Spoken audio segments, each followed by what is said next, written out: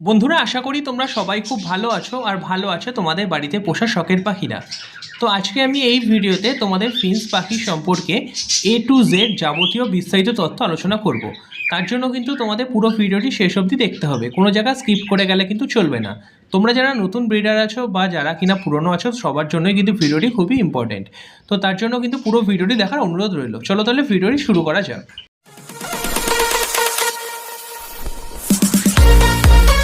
ফিন্স পাখি কিন্তু একটা অস্ট্রেলিয়া দেশের পাখি।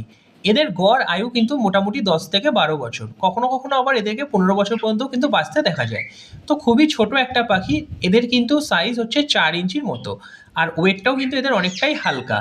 আর এরা কিন্তু দলবদ্ধভাবেই কিন্তু থাকতে বেশি পছন্দ করে। এদের খাবার হলো ছোট কাংড়ি দানা।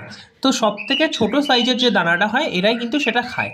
এছাড়া কিন্তু এদের সফট ফুডের মধ্যে নরম করে ভাত, ডিম সেদ্ধ আর কিন্তু সবুজ পাতা মধ্যে যেমন কলমি শাক, পালং শাক কুচি করে দিলে এরা কিন্তু খুব ভালো খায়। এছাড়া তুলসী পাতাও কিন্তু এরা খায়। সবজির মধ্যে এরা মিষ্টি কুমড়ো, গাজর, এছাড়া কিন্তু ফলের মধ্যে শসা, তরমুজ খেতে এরা বেশি পছন্দ করে। ছোট পাখি হওয়ার কারণে এদের সহ্য ক্ষমতা কিন্তু খুবই কম। প্রচণ্ড ঠান্ডায় কিন্তু অনেক ফিন্স পাখিকে মারা যেতে দেখা যায়। এছাড়া কিন্তু প্রচণ্ড গরম পড়লেও কিন্তু এদের শরীরে একটা অসুস্থতা হওয়ার সম্ভাবনা থাকে। তবে কিন্তু এদের ব্রিডিংয়ের সময়কাল হচ্ছে এই গরমের সিজনটা। এদের ব্রিডিংয়ের জন্য একটা ছোট ঝুড়ি বা হাঁড়ি দিতে পারো তোমরা।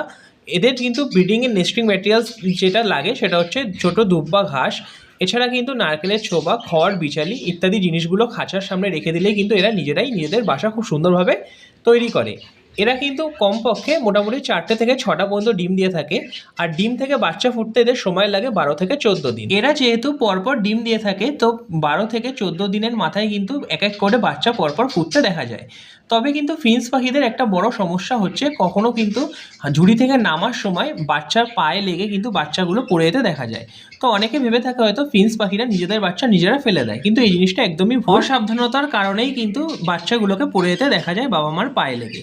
এদের কিন্তু বাচ্চা ফুটলে অবশ্যই কিন্তু বেশি করে সফট ফুড দিতে হবে। সফট ফুডের মধ্যে তোমরা কিন্তু নরম ভাত, এগ ফুডের মধ্যে ডিম সিদ্ধটা দিতে পারো, আর কিন্তু চিড়ে ভেজানো, আর চাইলে পিঁপড়ের ডিমও কিন্তু দিতে পারো। বাচ্চা ফোটার মোটামুটি 25 থেকে 30 দিনের মাথায় কিন্তু বাচ্চার গায়ে পালক উঠে যায় পুরোপুরি, এরা কিন্তু খাওয়াও শিখে যায়। তখন কিন্তু মা বাবার থেকে এদেরকে আলাদা করে সেপারেট করে দিতে পারো। অন্যান্য পাখিদের তুলনায় এরা কিন্তু খুব তাড়াতাড়ি জোড়া নিয়ে নেয় আর কিন্তু অনেক ডিম বাচ্চা করে।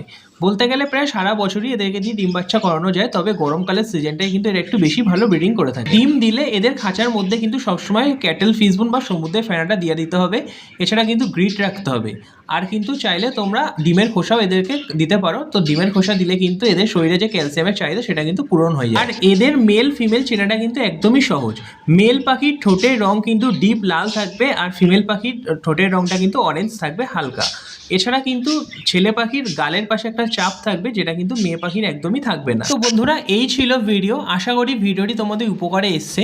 ভিডিওটি ভালো লাগলে অবশ্যই একটা লাইক করবে, আর চ্যানেলে প্রথম হলে চ্যানেলটিকে এখনই সাবস্ক্রাইব করে রাখবে এরকম ইনফরমেটিভ ভিডিও পাওয়ার জন্য। আর পাশে থাকা বেল বাটন আইকনটি অবশ্যই কিন্তু অন করে রাখবে, যাতে নতুন কোনো ভিডিও আপলোড করলে সেই নোটিফিকেশন সবার আগে তোমাদের কাছে পৌঁছে যায়। আর তোমরা কিন্তু অবশ্যই কমেন্ট করে বলো যে ভিডিওটি তোমাদের কেমন লেগেছে আর নেক্সট কেমন টাইপের তোমরা ভিডিও চাও। তো আমি পরবর্তীতে সেই টাইপেরই ভিডিও নিয়ে আসবো।